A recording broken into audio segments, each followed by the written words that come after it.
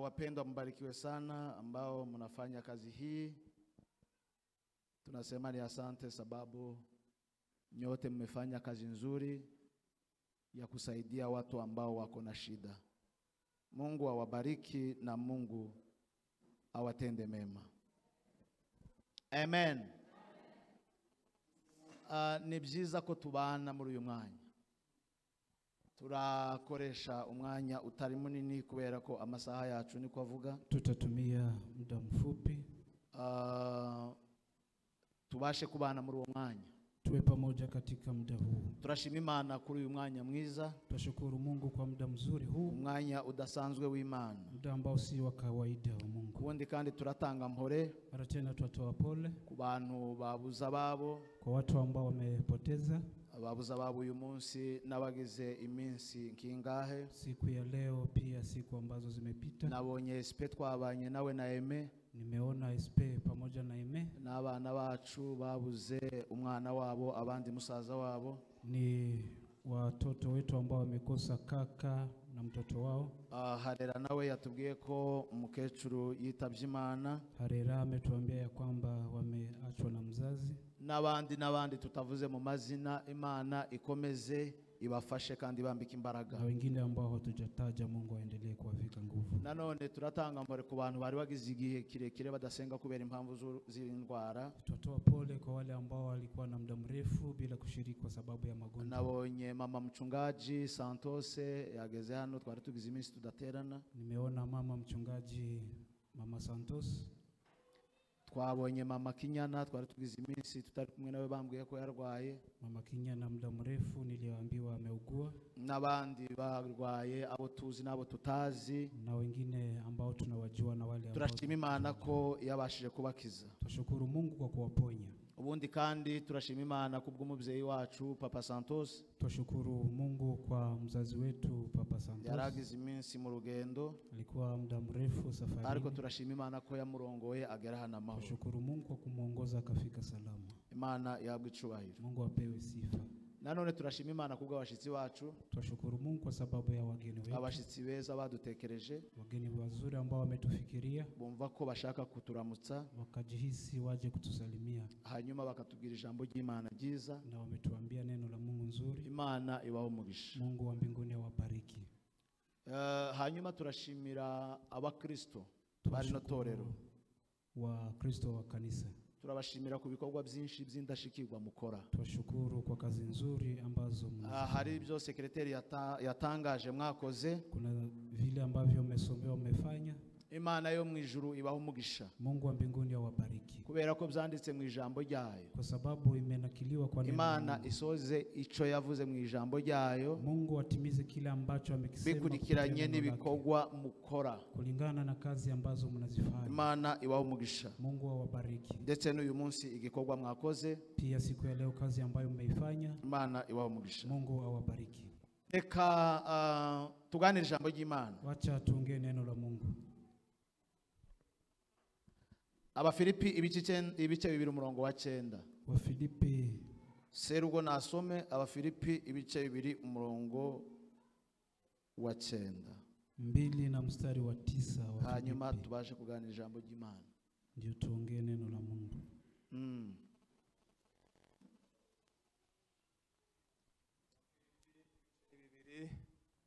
Ku murongo w'icenda. Aravuga ngo nico cyatumye Imana imushira hejuru cyane ikamuha izina risumba yandi mazina yose. Amen. Amen. Amen. Amen. Kiswahili inasema, kwa hiyo tena Mungu alimwadhimisha mno, akamkirimia jina lile lipitalo kila jina. Amen. Amen. Tugize iminsi tuganira.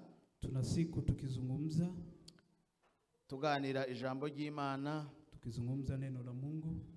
N'uyu munsi n'ubundi niryo dukomerezaho. Vile vile leo tutaendelea. Ijambo ryo gukiranuka. Neno la kuwa mwenye haki. Hanyuma uyu munsi turavuga gukiranuka inyungu zivamwo. Leo tutasema faida ya kuwa mwenye haki.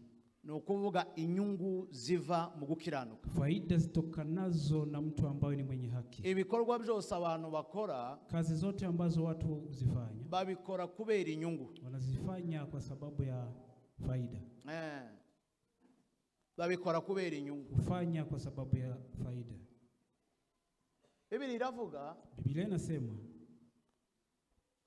igihano Imana yahaye Adamu, adhabu ambayo Mungu alimpa Adamu, yaramubwiye ngo uzarya ari uko wiyusha icuya. Alimwambia utakula lakini kwa jasho lako.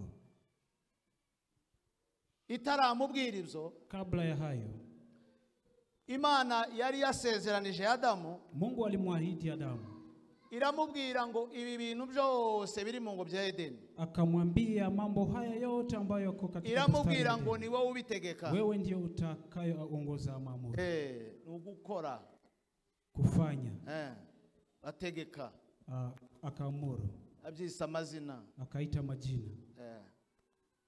Inyungu yarimo ni yihe? Faida ilikuwa nini? No kuvuga ko inyungu, faida, Imana yari yagize Adamu imugira umuyobozi. Mungu alifanya Adamu kuwa kiongozi. Ico yavugaga cyose nico cyabagaho. Alichokisema kilikuweko. Yari yamuhaye icubahiro. Alimpea sifa. Yari yamuhaye ubutware. Alimpea mamlaka. Yari yamuhaye ubushobozi. Alimpa mamlaka. Zari inyungu zigaruka kuri Adamu. Ilikuwa faida ambayo inimrejelea Adamu.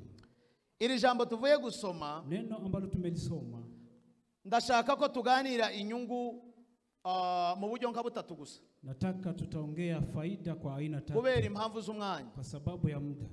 Inyungu zo gukiranuka ni nyinshi. Faida za kuwa mwenye kandi ziri mu buryo bwinshi. Na ni aina tofauti. Ariko turaganira amagambo atatu yonyine. Lakini tutazungumza mambo matatu pekee. Ava mu nyungu zo gukiranuka. Ambayo yanatokana na kuwa mwenye haki. Biblia iravuga. Biblia inasema.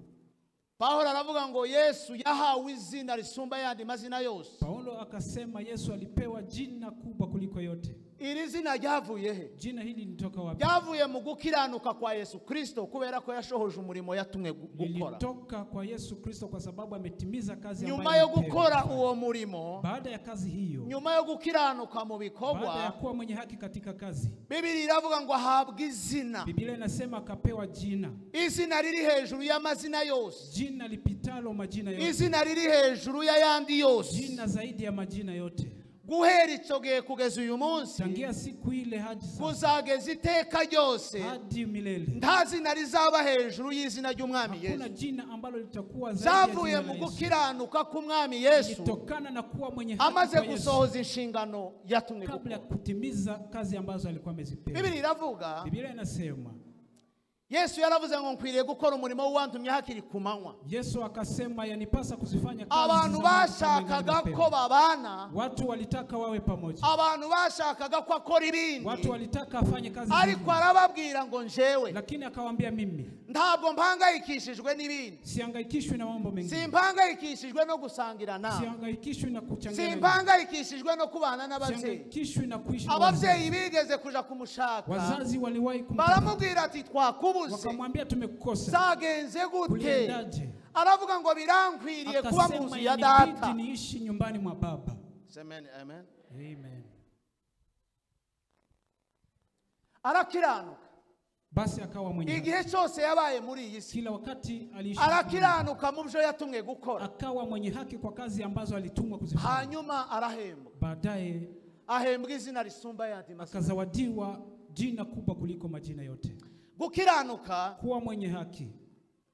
Iyo umuntu akiranuka, mtu anapokuwa mwenye haki, Imana izimushira hejuru. Mungu umkuza. Hari ikibazo dufite muri iyi minsi ya none. Kuna shida ambayo tuko nayo. Umuntu ari mu gukenera gushigwa hejuru. Mtu utaka kuinuliwa. Bidaciye mu gukiranuka. Bila kupitia kuwa mwenye haki. Ibyo ntibikunda. Hayo hayawezekani. Umuntu ashobora gushigwa hejuru n'abantu. Mungu huwezi kuzwa na watu. Ariko ntibikunda ko wakomeza kuba hejuru. Lakini haiwezekani wewe uishi usalie. Ari jambo mushumba yigeze kutubwira Innocent. Kuna jambo ambalo mchungaji aravuga ngo iyo abantu bakuzamuye, watu wanapokuinua, ngo baje bakuzamura amara kukugeza hejuru. Kuinua wakikufikisha juu, hanyuma bakazibukira, baadaye wanakuachilia, ukamanuka ukika hasi. basi wewe na kuteremuka chini. Nukubera iki rero? Ni kwa nini titukishimire kuzamurwa n'abantu? Tusifurahie kuinuliwa na watu. Kwishimire gukiranuka. Tufurahie kuwa mwenye haki. Gukiranuka kwacu, kuwa wenye haki. Imana izatuzamura, Mungu atatuinua, idusumbisha amahanga, na kutukuza ariko bizava mu lakini gukiranuka. itatokana na kuwa mwenye Abakiranutse, waliokuwa wenye haki, Imana izibahemba kubazamura. Mungu wazawadia kuwainua. Yesu Imana iramuzamura, imuhereza izina ritayandi mazina. Mungu akamkuza na kumpa jina lipitayo majina yote.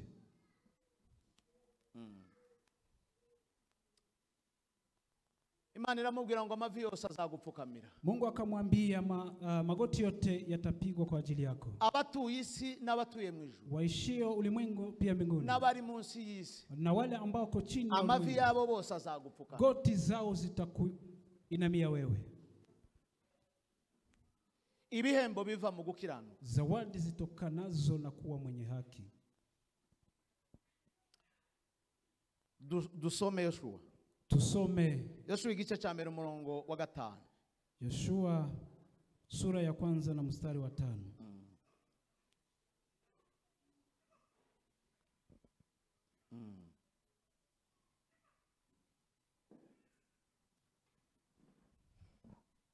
Yoshua igice cya mbere ku murongo wa 5. Aravuga ngo nta muntu numwe warinda kuguhagarara imbere iminsi yose yo kubaho kwawe. Iminsi yose yo kubaho kwawe, siku zote za maisha yako. Nkuko nabanaga na Mose mugaragu wanje, niko nzabana nawe.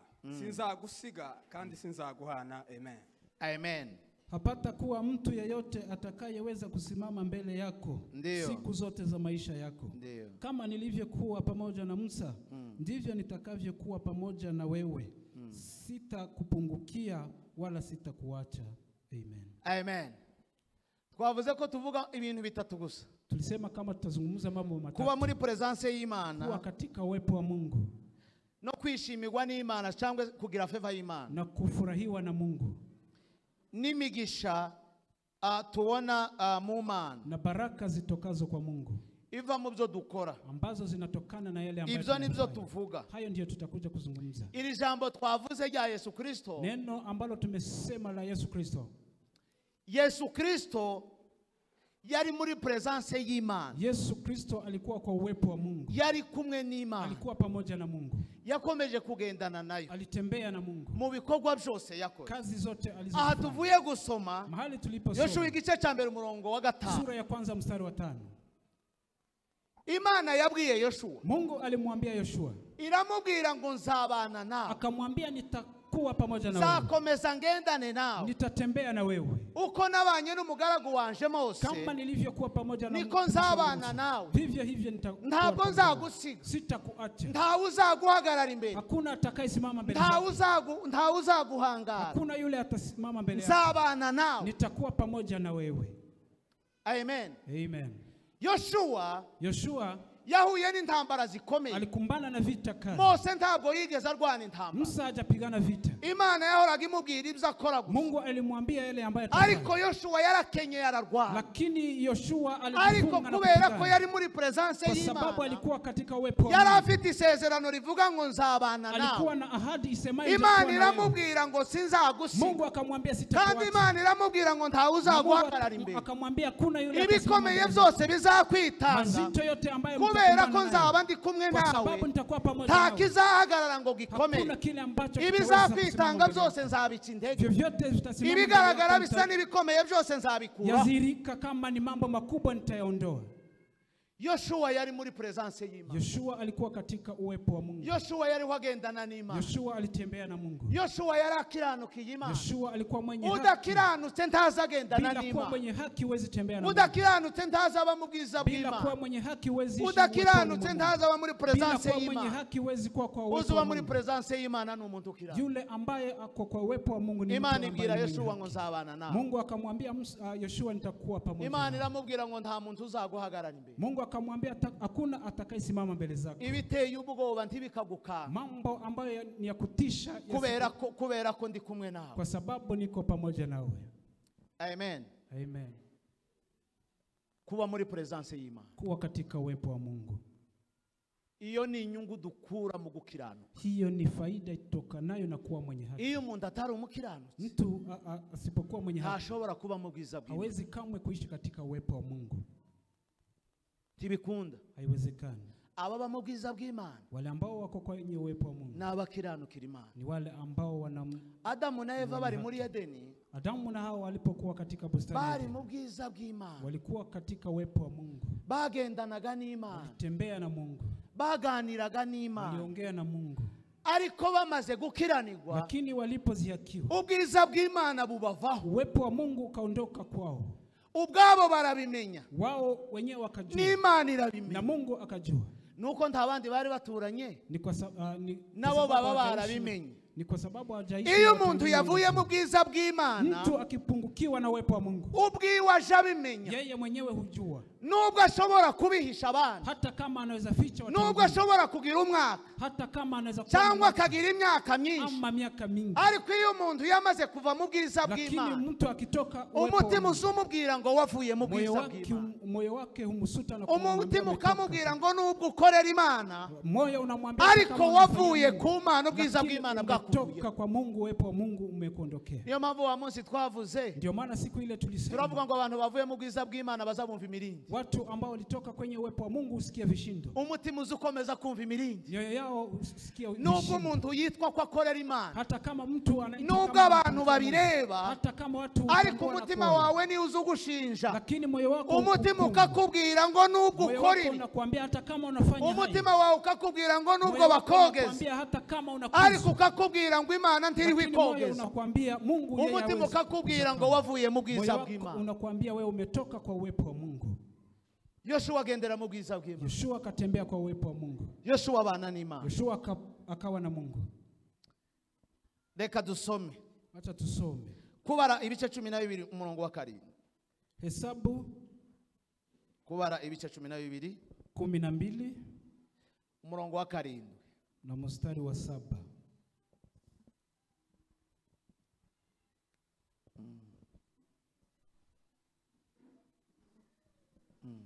Kubara ibice 12 ku murongo wa 7. Ndio haravuga ngo umugaragu wanje Mose siko ameze, akiranuka mu rugo rwanje hose. Amen. Sivyo ilivyo kwa mtumishi wangu Musa, yeye ni mwaminifu katika nyumba yangu yote. Amen. Umugaragu wanje Mose, mtumishi wangu Musa, arakiranuka muri byose, yeye ni mwenye haki kwa yote. Aya magambo muzaho yavuye se? Maneno haya mlijua. Aya magambo yavuye kuri Miriyamu na Aroni. Alitoka kwa Miriyamu na Haruni. Miriyamu na Aroni baricaye bakora inama. Miriyamu na Haruni walifanya mkutano. Muza makuru ya Aroni na Miriyamu na Mose. Najua habari zao na Musa. Abona abavandimwe be. Wao ni mandugu. Imana ibatoranya kugira ngo bakorane nawe. Mungu akawachagua ndio wafanye barakorana ngo buce. Wakafanya kazi baadaye. Hakogwa inama y'abantu babiri. Kukawa kikao cha watu. Hakogwa inama ya Miriyamu na Aroni. Mkutano wa Miriyamu na Haruni. Baricara baravuga atari ko Mose. Wakaketi na kusema, je, Musa? Mose yashatse umunyamahanga kazi. Musa alimuoa mataifa. Icyo ni icyambere gituma atagomba gukomeza kuvugana n'Imana. Hilo ni jambo la kwanza ambalo linafaa yeye asiongee na Mungu. Kubera iki Mose ashobora kuba imbere yacu? Kwa nini Musa anaweza kuwa kiongozi wetu? Kandi ndetse dore ninenga afite. Naona lawama ambayo yuko nayo. Barabyitotombera. Wao wakanungunika. Baraganira baragamba. Wakaongea na kuteta. Bakora umugambi barawucura. Wakafanya nia. Biblia iravuga ngo Imana irabibona irabyumva. Biblia inasema Mungu akaona na kuona. Kandi Imana yabimenye Mose atarabimenya. Na Mungu alijua kabla ya Musa. Kubera ko Imana izireba mu mitima. Kwa sababu Mungu uona katika Imana itazayumva amagambo gusava mu kanwa kacu. Mungu asikii maneno tu ambayo yatokayo kinywani mwao. Imana irabahamagara. Mungu akawaita. Biblia iravuga ngo Imana ibahamagara ko ari batatu. Biblia inasema akawaita. None ntiyahamagara bajya babiri bagiye inama yo kugambana. Hajaita wawili ambao walitetana. Ihamagara Mose. Akaita Musa. Ihamagara Miriyamu. Ihamagara na Aroni. Na Haruni. Imana ivuga ijambo. Mungu akasema neno. niho yababwiye ngo umugaragu wanje Mose arakirana. Ndio mahali aliwaambia mtumishi wangu Musa. Imana irababwira ngo mwebwe, Mungu akamwambia nyinyi, nushobora kwerekwa, na yule ambaye anaweza funuliwa azerekwa mu nzozi, atafunuliwa kupitia ndoto. Ntabwo nzaganira nawe, sitaongea na yeye. Uwo nzaganira nawe, yule ambaye nitamwongelesha, ni umukiranutsi wanje Mose, ni mwaminifu wangu. Naho mwebwe nubwo muvuga yoyose, nyinyi hata kama nubwo mwacuza umugambi, hata kama mmefanya jambo, nubwo mwavuze byinshi, hata kama mmeongea mengi, ariko umukiranutsi wanje Mose, lakini mwenye haki wangu uwo niwe nzavugana nawe. Huyo ndiye nitakaye. We tuvugana akanwa kukandi, yeye tutaongea kinywa. Nizamvugana Mose akavuga, ninaongea na Musa. Tuzatugera naho tudiskita n'umugaragu wanje. Kuna mahali ambapo tunaongea ana kwa ana. Mose azambuza nkabireka. Kuna mambo ambayo Musa anaongea, imigambi nagambiriye nkayireka, kusudi zangu ni kubera umugaragu wanje ukiranuka.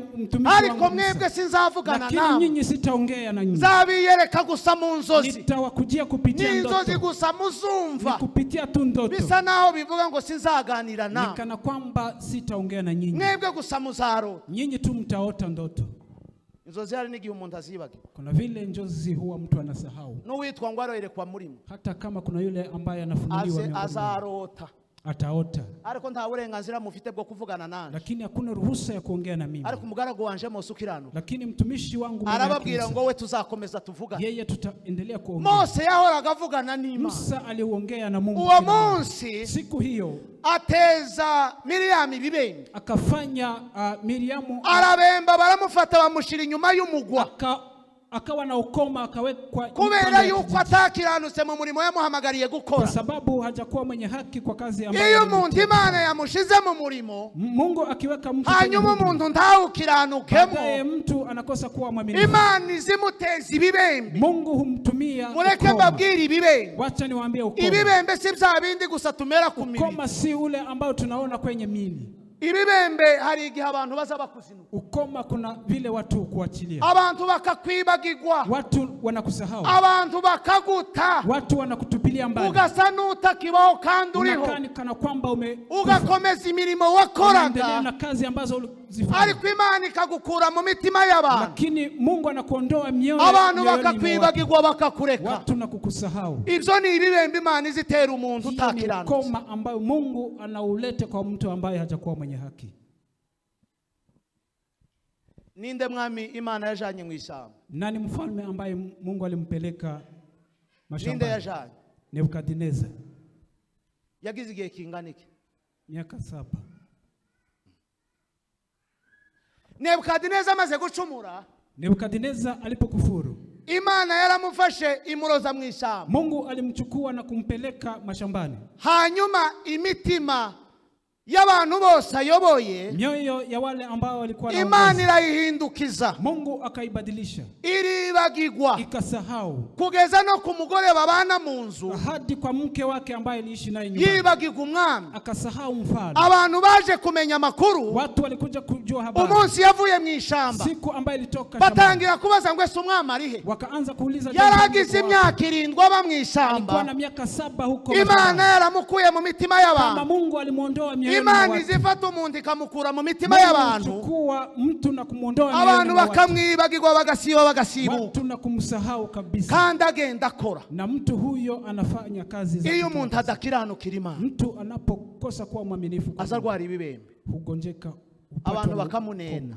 watu humtenga, abantu bakaja kure, watu huenda mbali, abantu bakamwitaza, watu huenda kando na yeye, abantu bakamuvuga, watu humuongelelea, nuko aba yaramaze kugira ibibembe, ni kwa sababu ameshakuwa na ukomo. Miriam ngo atangira kumera ibibembe, Miriamu akawa na ukomo, abantu baramwangaza bamuta inyuma watu wakamchukia na kumweka nyuma ya kijiji. Gukiranukira Imana, kuwa mwenye haki mbele za Mungu, uzuba muri favor yayo, unaishi katika uwepo wa Mungu, uba uri muri favor y'Imana, unaishi katika uwepo wa Mungu. Umugaragu w'Imana yari muri favor y'Imana, Mtumishi wa Mungu aliishi kwenye uwepo nta muntu wabashaga kumutunga urutoki, hakuna mtu alimnyoshea kidole, igihe cyose bagiye kumutunga urutoki, kila wakati walipotaka kumnyoshea ntabwo kidole, barwanaga n'imbaraga, hawajapigana na nguvu zake, barwanaga n'imbaraga z'Imana, walipigana na nguvu za Mungu. Iyo umuntu ari muri favor y'Imana, mtu anapokuwa kwenye uwepo wa Mungu, ni nk'umuntu uri mu nzu ukingiranye, ni kama mtu ambaye kwa nyumba, ntibashobora kukurasa kurasa umwambi ngo ugufate hawezi kukulenga mshale kubera yuko ubuzengurutswe kwa sababu umezingirwa. haba hari ibikuta bikurinda. Kuna kuta ambazo zimekuzingira wewe. Mugaragu w'Imana yari mu bwiza bw'Imana, Mtumishi wa Mungu alikuwa kwenye uwepo yari wa Mungu. afite favor y'Imana, Alikuwa na uwepo wa Mungu. nta kibi cyabashaga kumusinga. Hakuna kibaya chochote ambacho Iyo kinaweza umuntu afite kumpata. favor y'Imana, Mtu anapokuwa na kibali mbele za Mungu, abakingi basi anakinga gukiranuka.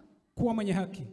Uwo ni umugisha tubikura. Ni baraka ambayo inatokana na kuwa mwenye haki. Umuntu agera favor y'Imana, Mtu huwa na uwepo wa Mungu, Imana ikakurinda ibibi, Mungu kulinda mabaya, Imana ikakurinda intambara. Mungu kulinda vita. Uwo ni umugisha tugabana Hiyo ni baraka ambayo tunaipata iyo dukiranuka. wakati tunapokuwa wenye haki. Dusome Tusome Abaheburayo ibice 7 umurongo wa 10. 7 mstari wa 10 wa Hebrania.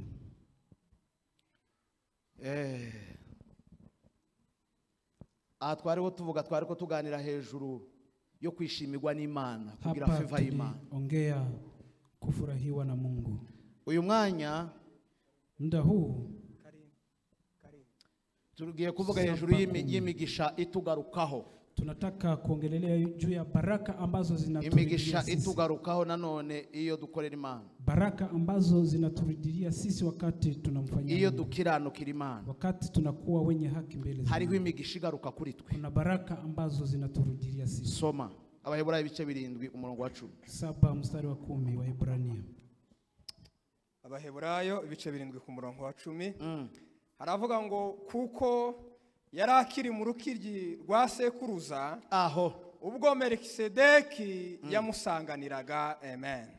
Amen. Kiswahili inasema kwa maana alikuwa katika viuno vya baba yake hapo Melkisedeki alipokutana naye. Amen.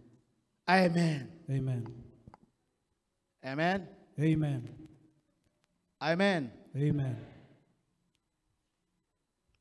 Yari akiri mu rukiryi rwa Abrahamu. Alikuwa katika baba yake. Uyu ni Lewi.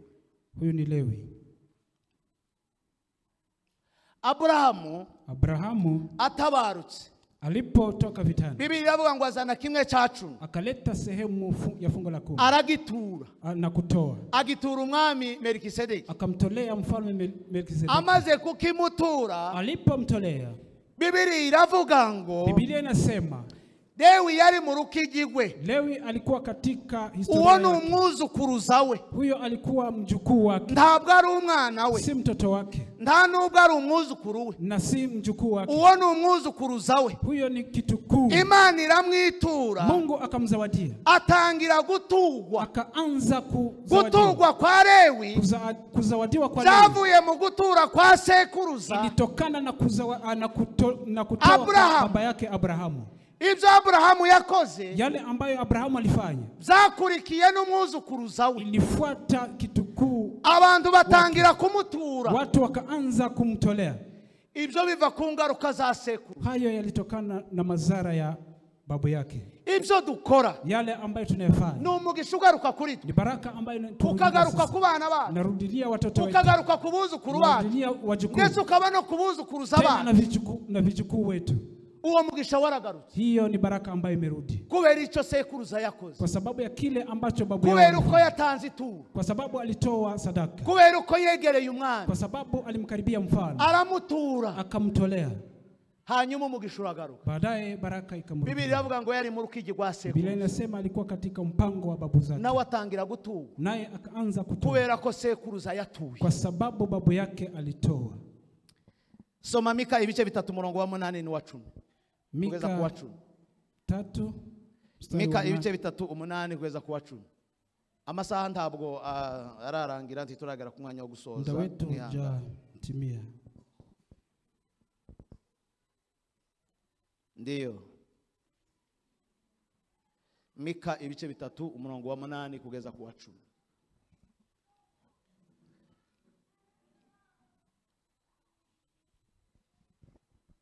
Mika ibice 3 kuva ku murongo wa 8 kugeza ku wa 10.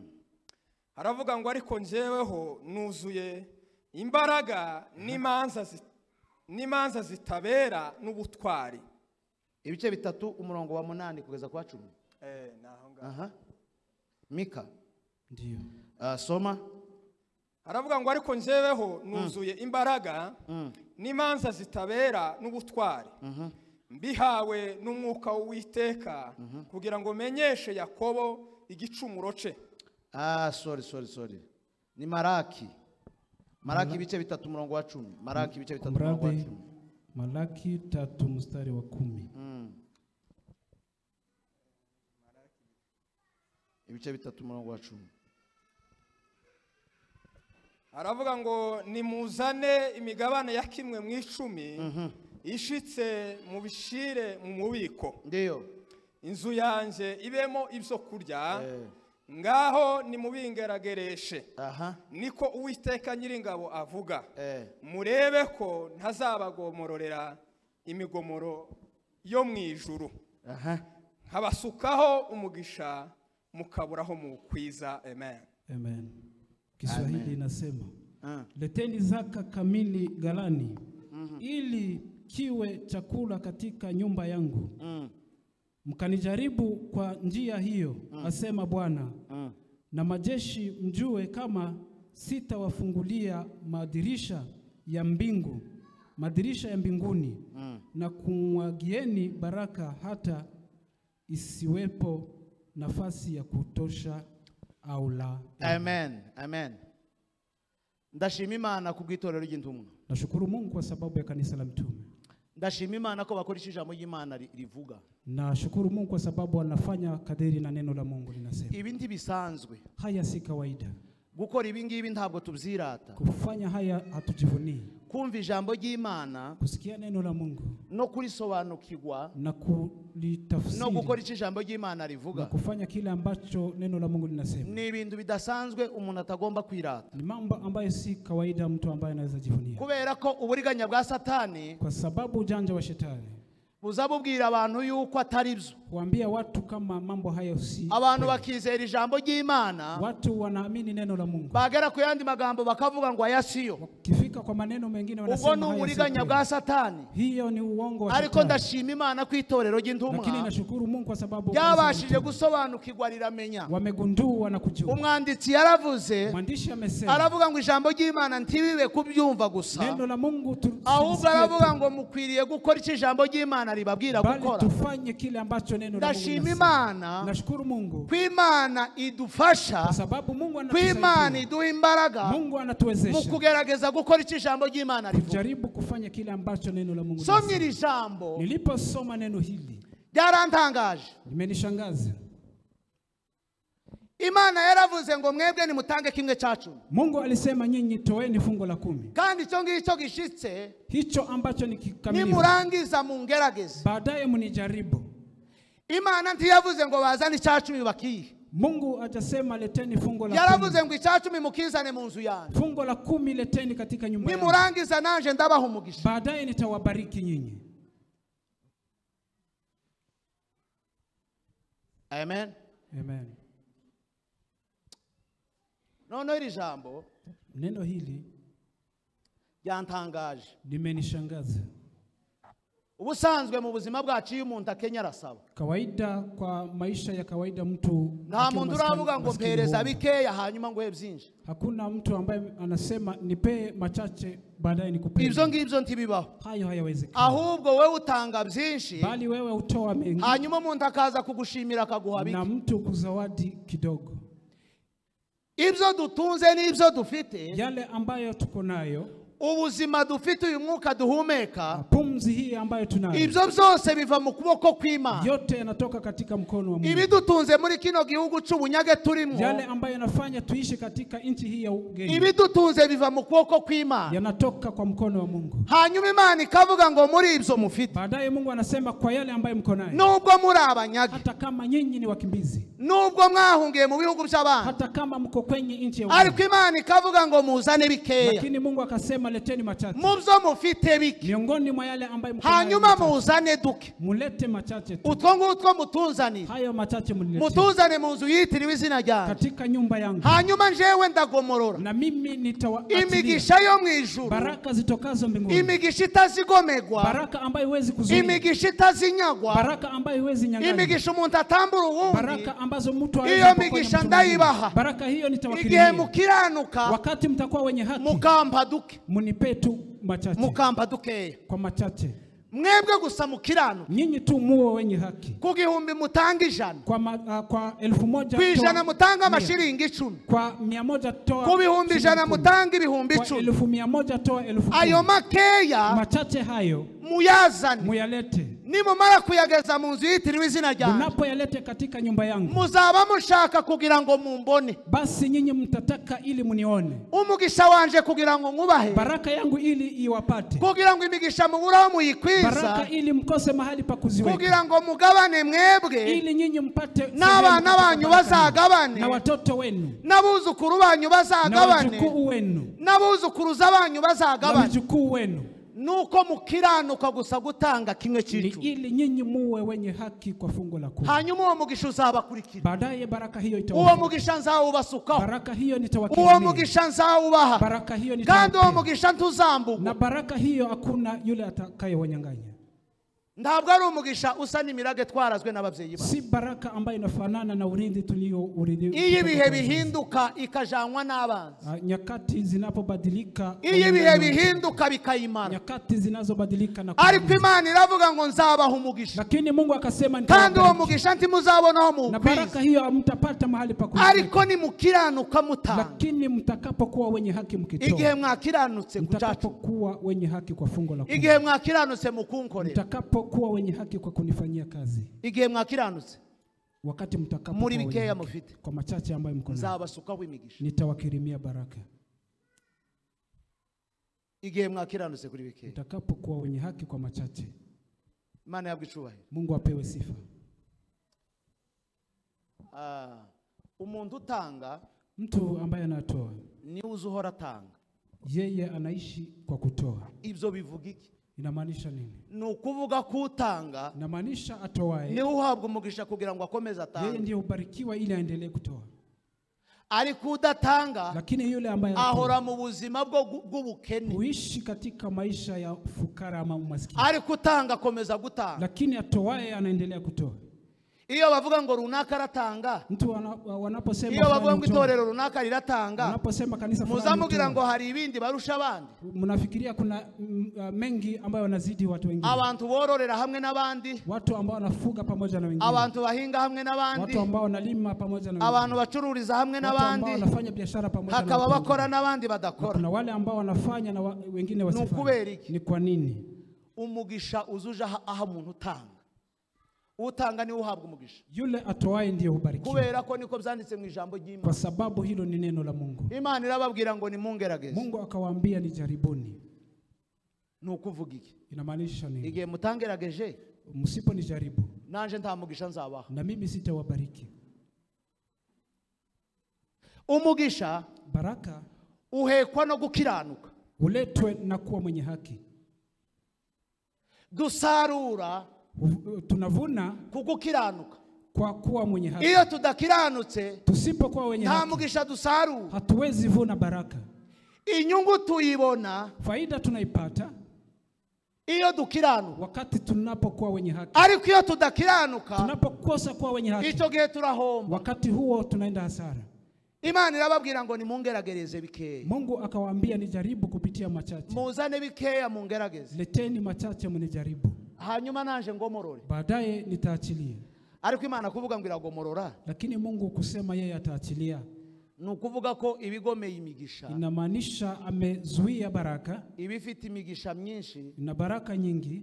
Hanyuma ikatubwira ngo ngaho. Baadaye natuambia sasa. Imigisha irahari. Baraka iko. Imigisha iruzuye. Baraka ni nyingi tena. Uburyo bwo kubatunga buriho. Aina ya kuwafanya muishi. Uburyo bwo kubaho buriho. Aina ya kuwafanya nyinyi muishi. Uburyo bw'umugisha w'abana banyu namwe buriho. Aina ya baraka ya watoto wenu. Ariko ikavuga ngo kugira ngo nzibukire uwo mugisha. Lakini anasema ili niachilie baraka hii. Kugira ngo ngugomoro rutembe. Ili niachilie na itiririke. Ubundi kintu kigomewe. Kitu ambacho kimefungiwa mahali. Ni kintu kibacimiriwe. Ni kitu ambacho kimezuiliwa. Imana iravuga ngo imigisha yanyu ndayimiriye. Mungu akasema baraka zenyu. Ariko aravuga ngo ikizibura imigisha yanyu. Lakini kile ambacho kita aravuga ngo nugutanga kuri ibyo bikeya mufite mugatanga kimwe cyacu. Ili mtoe machache hanyuma kugira ngo nanje mbashe kurekura, ili mimi niachilie, nanje mbashe kuzibukira, ili niachilie, nuko mubasha gutangaho ni bikeya. nyinyi mtoe kidogo. Biravuga iki rero? Inamaanisha nyinyi, Biravuga ngo kudatanga kwawe inamaanisha kutoa kwako nico kigomera umugisha wawe. ndicho ambacho kinazuia baraka. Hanyuma iyo utanze kijya cya 10 cyawe, Basi unapotoa fungu la cyangwa 10, ugafasha uwaraye ama ubusa, usaidie yule ambaye amelala, uwambaye ubusa yule ambaye ukamwambika, hana nguo,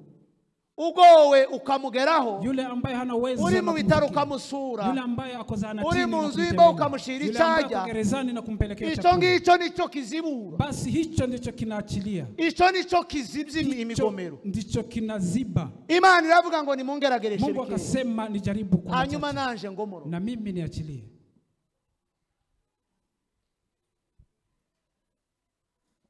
nukuvuga iki? Inamaanisha nini? Ibigomeye imigisha yacu Vinavyozuia baraka zetu nukudakiranuka. ni kutokuwa wenye haki. Gutanga Kutoa no gukiranuka na kuwa wenye haki ni ibintu bibiri. ni mambo mawili. Ndavuga gutanga, gukiranuka mu gutanga, Nasema kuwa wenye haki kwa kutoa, ntabwo mvuze ibindi byo gukiranuka. sijasema mambo mengine. Gukiranuka mu gutanga Kuwa mwenye haki kwa kutoa no gutanga ni ibintu bibiri. na kutoa ni mambo mawili. Habaho gutanga, Kuna kutoa hakabaho no gukiranuka na mu kuna gutanga. kuwa mwenye haki. Iyo dukiranutse mu gutanga, Tunapokuwa wenye haki kwa kutoa, iyo dukiranutse, tunapokuwa wenye haki, iyo dukiranutse, tunapokuwa wenye haki, nibwo imigisha yacu igomoroka. ndio wakati baraka zetu huachiliwa. Ibyo turabyumvise. Tumesikia? Amen. Amen. Hari abasinziriye. Kuna watu ambao wamelala, wamesinzia. Amen. Amen. Gutanga Kutoa no gukiranuka mu gutanga na kuwa mwenye haki kwa ni kutoa ibintu bibiri. ni mambo mawili. Ikigomorora imigisha yacu Kinachoachilia baraka zetu ni ugukiranuka mu gutanga, ni ili tuwe wenye haki kwa kutoa, ntabwo ari ugutanga gusa. si kutoa tu peke yake. Amen. Amen. Iyo dukiranutse dutanga, Tunapokuwa wenye haki kwa kutoa, nico kigomorora imigisha yacu. hicho ndicho kinaachilia baraka zetu. Hari abakora forfe, hari abagereranya. Kuna wale ambao wanalinganisha. Iwacu Kwetu abantu bagaza barangiza umwaka, abakuru barahanga barabizi. watu walipomaliza mwaka, wakubwa ambao wako hapa wanajua. Umuntu ufite ubutunzi bwinshi, Mtu ambao ako na utajiri mwingi, afite inka 100 cyangwa 100, ako na ngombe 100, ukoze igitangaza akavuga ngo atanze ihene, yule ambaye ametoa sana anasema nimetoa mbuzi, abandi bakavuga ngo batanze inkoko. wengine kuku. Gutanga Kutoa no gukiranuka na kuwa mwenye ni haki ibintu bibiri ni bitandukanye. mambo mawili tofauti. Bibiri ivuga gukiranuka. Biblia inasema kuwa mwenye haki. Mungeragereshe Mnijaribu kimwe moja mu 10. ya sehemu. Ntabwo mungerageresha Hamtanijaribu gutanga gusa kuri bya bindi mwabonye, kwa kutoa tu kwa yale ambayo mmepata. murangerageresha Mtanijaribu kuzuza kimwe, kujaza tu sehemu moja, kuzuza kimwe kujaza tu sehemu moja mu 10, ya fungo la 10. hanyuma Baadaye imigisha yanyu igomoro. baraka zenu niziachilie. Duhaguruke dusoze Tusimame amateraniro. tuhitimishe. Duhaguruke. Tusimame. Iyo dukiranukira Imana mu gutanga tubikora gute? Tunapokuwa wenye haki kwa kutoa tunafanya kivipi? Ijambo ry'Imana wumvise